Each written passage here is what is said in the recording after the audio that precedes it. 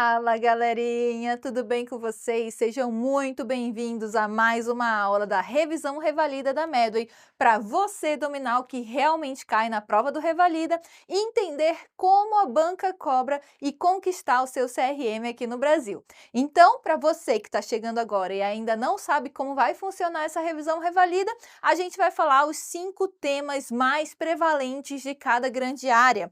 Então, vocês terão professores de cirurgia, de clínica, de preventiva, de GO e de pediatria aqui com vocês. A gente vai ter um PDF com questões comentadas, então alternativa por alternativa, os pontos-chaves ali em cada aula, o simulado exclusivo na plataforma que vocês vão ter que escanear esse QR Code aqui e realizar gratuitamente esse simulado exclusivo na plataforma Medway.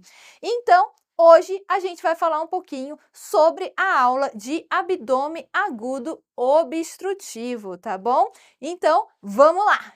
Lembrando aqui classificações de abdômen agudo obstrutivo. Eu posso ter uma obstrução mecânica. Obstrução mecânica é aquela que de fato eu tenho um fator obstrutivo, né? Eu tenho uma obstrução que pode ser completa, fechou todo o lúmen, ou pode ser parcial. Ainda passa um pouquinho de líquido, as fezes mais endurecidas ficam, né?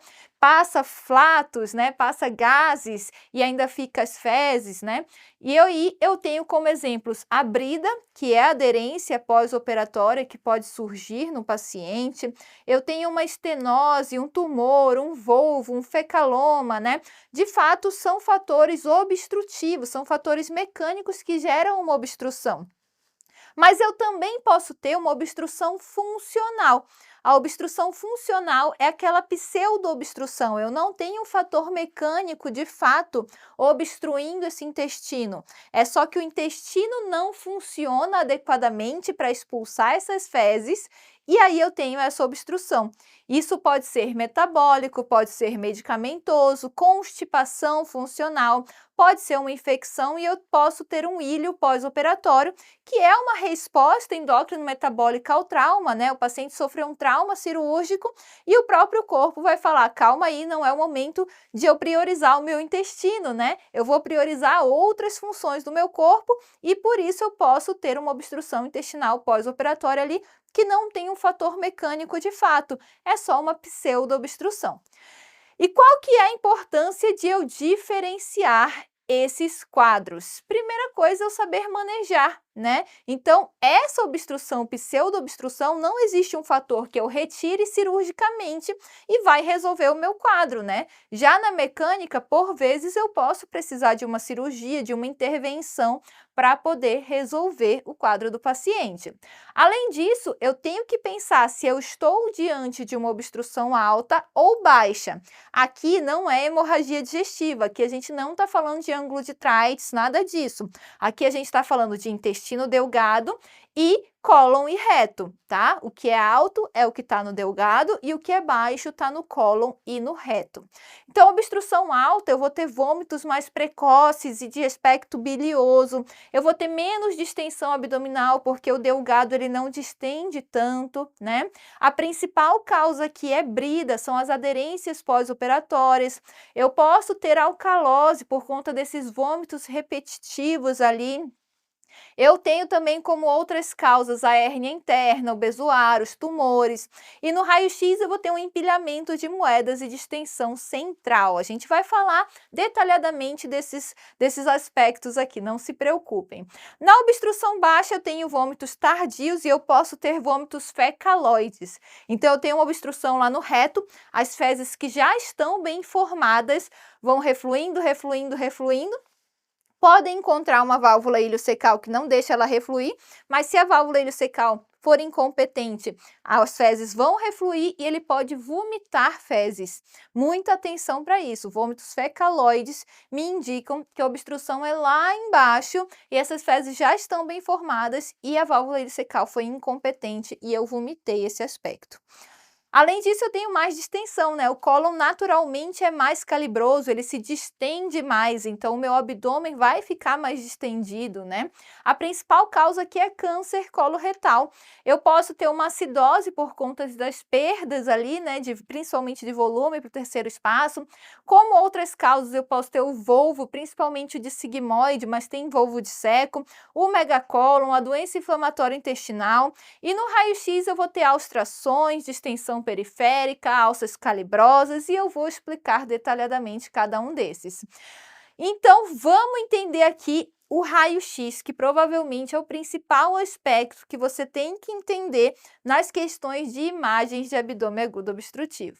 Primeira coisa, a gente precisa relembrar da anatomia normal do nosso trato digestivo.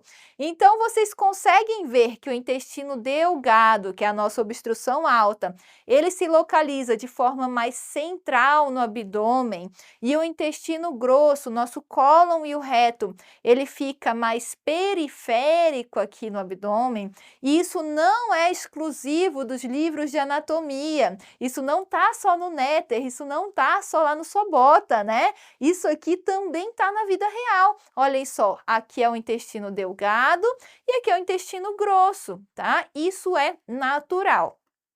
Além disso, a gente pensa um pouquinho aqui e a gente chega à conclusão de que o intestino delgado, ele vai ter pregas coniventes dentro dele, que são essas vilosidades na mucosa do intestino delgado. E isso vai dar um aspecto de empilhamento de moedas, parecem várias moedinhas por conta dessas pregas coniventes. Já o intestino grosso, né, já o cólon e o reto, ele vai ter essas alstrações que parecem uma nuvem, né? Parece uma nuvenzinha de desenho animado que a gente desenha quando a gente é criança, né?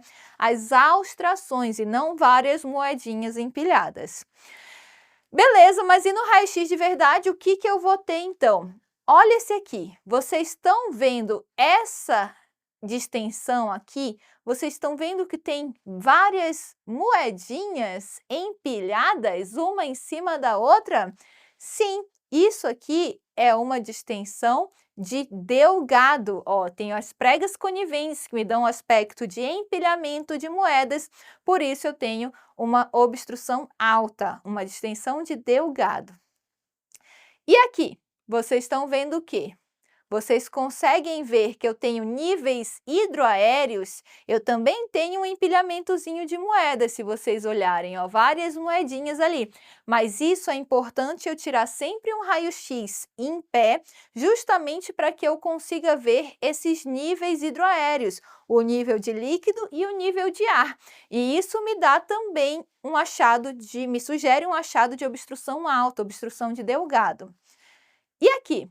Ó, tem até a seta apontando para vocês aqui o exato ponto em que para de passar ar nesse intestino. Aqui a gente está diante de uma obstrução colônica, né? Muito provavelmente na transição reto-sigmoide aqui no finalzinho do cólon, né? Então vocês percebem que a gente tem alças bem mais calibrosas e que tem as alstrações. Olha aqui, parece uma nuvenzinha de desenho animado. Não é um empilhamento de moedas, ó, a gente vê alstrações. Isso me indica uma obstrução colônica. E aqui? Pensa, pensa, pensa, vamos pensar, olha bem, pensa bem. Lara, mas aqui eu tô vendo moeda e eu tô vendo alstrações aqui. Exatamente, eu tenho as alstrações e eu tenho empilhamento de moedas. Então, aqui eu tenho os dois distendidos, tanto o delgado quanto o cólon. O que isso significa? Isso significa que é uma obstrução baixa, que refluiu o conteúdo e encontrou uma válvula iliocecal incompetente que fez esse conteúdo refluir. Muita atenção, vocês lembram que no final do delgado, indo para o cólon, a gente tem a válvula iliocecal. Ela é unidirecional, as fezes do delgado vão para o cólon, as fezes do delgado vão para o cólon e não retorna. Então, se ela está competente, não ocorre esse refluxo. Agora, se ela está incompetente, esse refluxo vai acontecer. como é o caso daqui. Se eu olhei essa imagem, eu tenho distensão dos dois, significa uma obstrução baixa com válvula iliocecal incompetente, porque está distendendo também delgado. Então, isso aqui é fundamental vocês lembrarem. Manejo inicial de qualquer abdômen agudo obstrutivo é jejum, sonda e soro, jejum, sonda e soro, jejum, sonda e soro, jejum, sonda e soro, jejum, sonda e soro, jejum, sonda e soro. E eu quero que vocês escutem a minha voz falando isso na hora da prova, jejum, sonda e soro, para todo paciente que tiver abdômen agudo obstrutivo, tá? É importantíssimo a gente lembrar disso, jejum, sonda e soro, jejum, sonda e soro, jejum, sonda e soro, jejum, sonda e soro, para todo mundo. Mas claro que se for uma prova discursiva, se for uma prova prática, você não vai falar jejum, sonda e soro. Você vai falar uma estabilização eletrolítica, uma estabilização hemodinâmica, uma hidratação, um jejum, né, jejum via oral, hidratação endovenoso, sintomáticos, a sonda nasogástrica em drenagem, né, tudo isso a gente vai pensar. E aqui é importante a gente lembrar que a gente pode ter uma alcalose metabólica, especialmente na obstrução alta, induzida pelos vômitos do paciente. E para vocês entenderem aqui como funciona, o paciente está vomitando, vomitando, vomitando, vomitando, vomitando, então ele está perdendo HCl, que é o nosso ácido gástrico, né? Nosso ácido clorídrico do estômago. HCl, HCl, HCl, estou perdendo H+.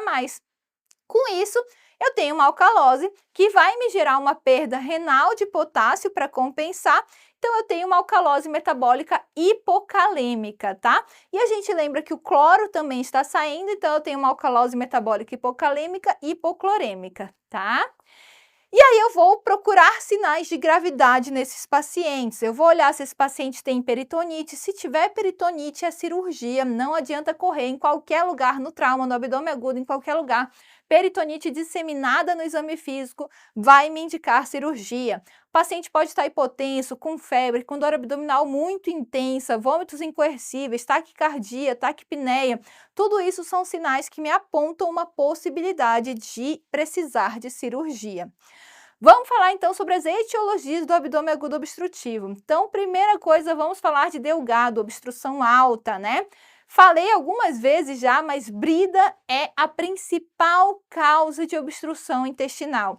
Esse ponto vocês têm que saber, porque em algumas provas eles perguntam qual a principal causa de abdômen agudo obstrutivo? Direto, brida, tá? Brida é a causa mais comum, que na verdade é a aderência pós-operatória, aderência de cirurgia prévia, tá? O paciente geralmente vai ter uma história de cirurgia prévia ou vai ter uma cicatriz descrita no exame físico, e essas aderências podem acotovelar a alça, então eu tenho uma aderência ali com a parede, com outros órgãos, e isso acotovela a alça e gera uma obstrução. Isso pode ser precoce ou tardio, tá? O paciente pode ter operado ano passado, mas ele pode ter operado 50 anos atrás. Muita atenção, pode ser operado alguns meses atrás, pode ser operado semanas atrás. Então, as bridas podem acontecer ali independente do tempo, tá? E pode começar com alguns episódios de suboclusão para depois gerar uma obstrução total. Para quem nunca viu, isso são as bridas, né? A gente lembra que no processo de cicatrização normal, a gente tem algumas fibroses se formando que podem gerar ali umas aderências dentro do peritônio que podem gerar as obstruções. O tratamento aqui, jejum, sonda e soro, jejum, sonda e soro, jejum, sonda e soro. Eu vou conseguir manter uma observação clínica de 48 a 72 horas, que na maioria das vezes é o suficiente.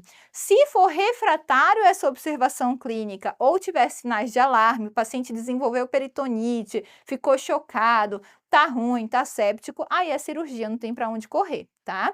E aí a gente pode encontrar, por exemplo, essas complicações. Aqui a brida, né? A gente vai fazer a lise das bridas, né? Cortar elas, retirar, soltar a alça, mas a gente pode encontrar alças em sofrimento isquêmico também aqui e necessitar de uma enterectomia.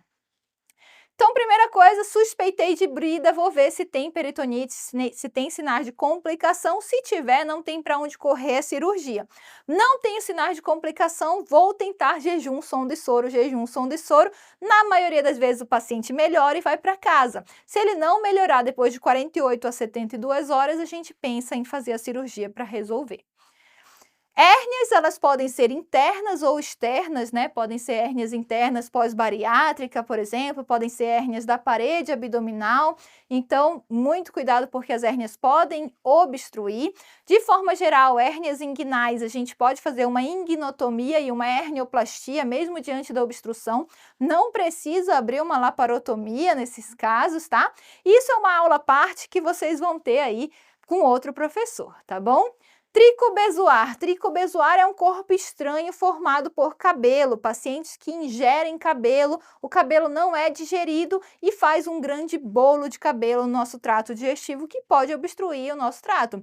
Geralmente ele vai parar no delgado e a gente pode até tentar uma endoscopia digestiva alta para retirar esse bolo de cabelo, mas se não der certo, provavelmente vai precisar de cirurgia. Aqui, ó. Como que a gente vê? Isso aqui é o estômago, tomou o contraste e tem bastante cabelo, parece um miolo de pão ali, né? Um monte de cabelo aqui no meio, ao tamanho desse estômago, tá?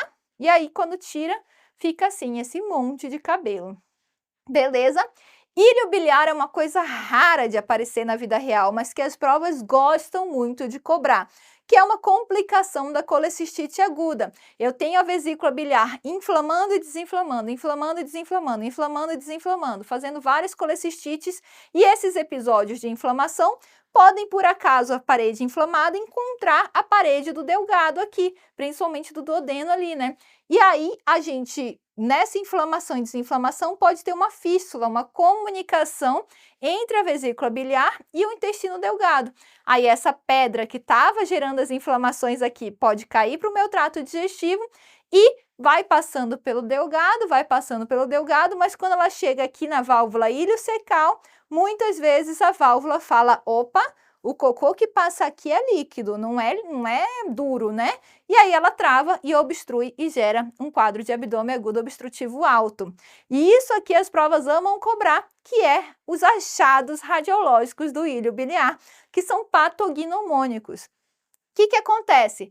Vocês estão vendo aqui que a gente tem uma distensão de delgado, vocês estão vendo aqui que a gente tem uma pedra no meio do caminho e vocês estão vendo com muito carinho no coração, tá? Vocês estão vendo que tem ar na via biliar desse paciente, aqui que a gente tem o fígado, né? Tem um ar na via biliar. Então aqui, ó, pneumobilia ou aerobilia, distensão de alças de delgado e um cálculo ectópico. Isso é a minha tríade de Higler, tá? Importantíssimo. Obstrução intestinal alta, cálculo ectópico e aero ou pneumobilia.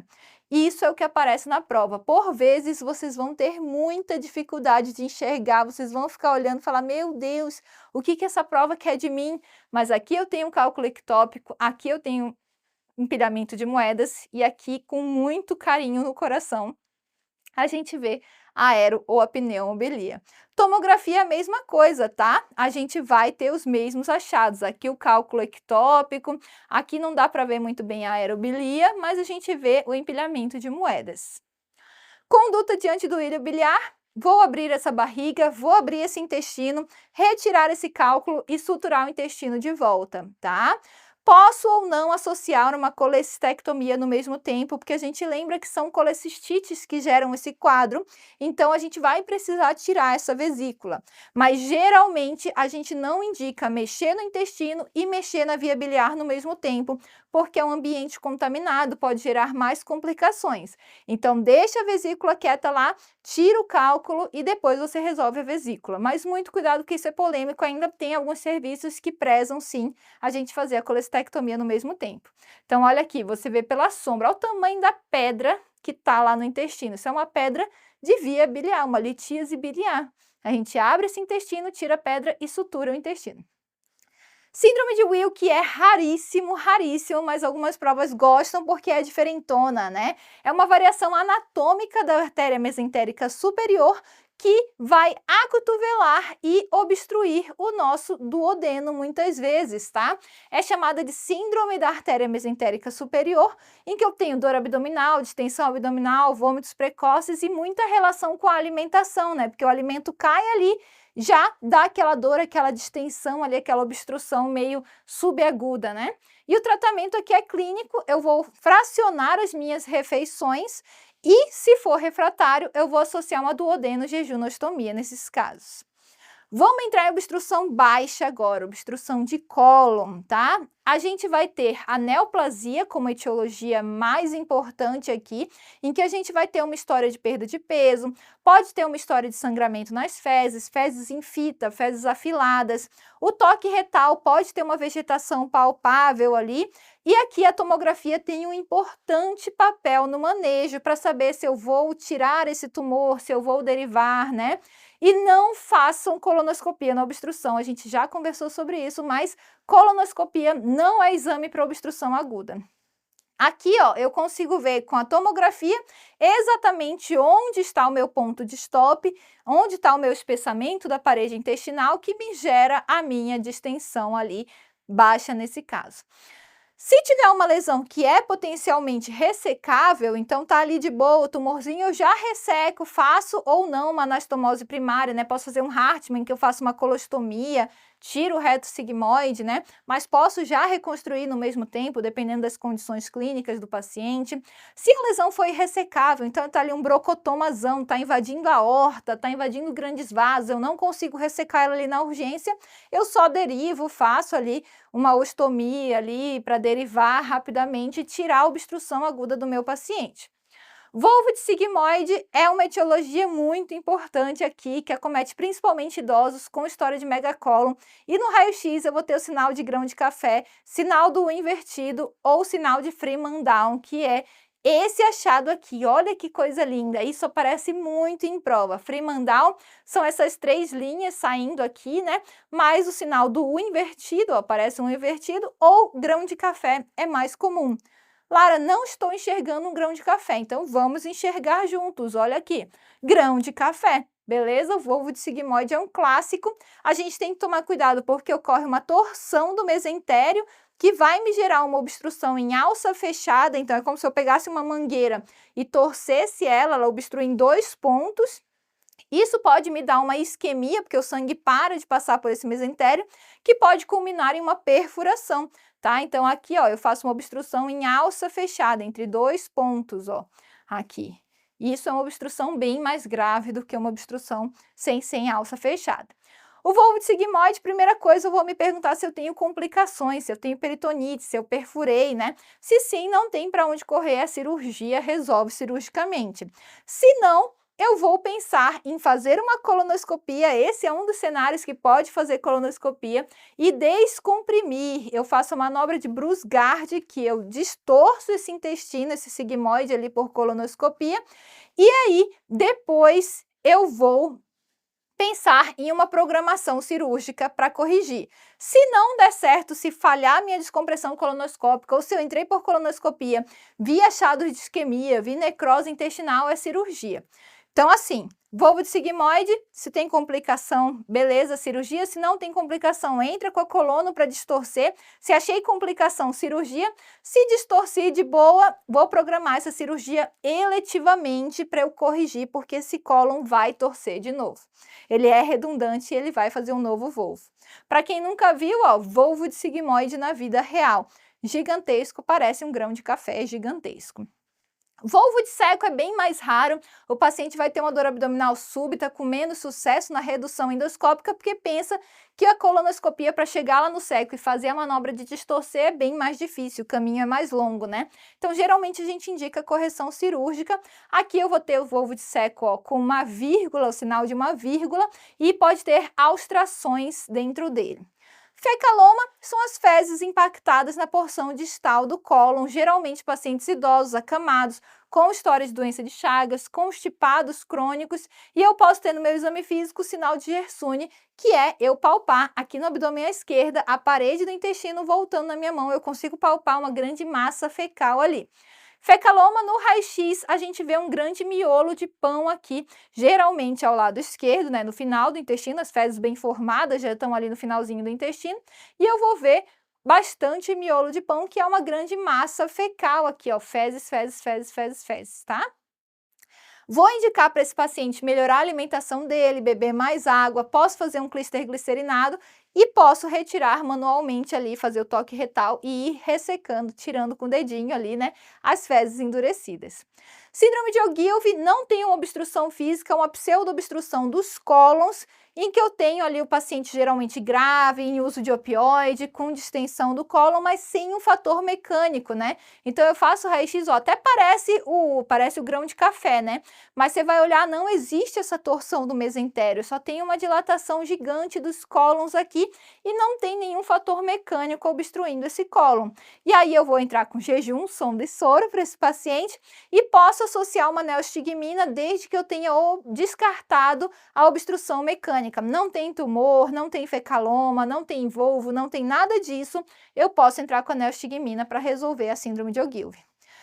Em alguns casos em que é mais refratário, eu posso precisar entrar na cirurgia e malachar esse intestino, né? A gente ir lá, né, praticamente drenando com a nossa própria mão as fezes e o conteúdo dentro desse intestino.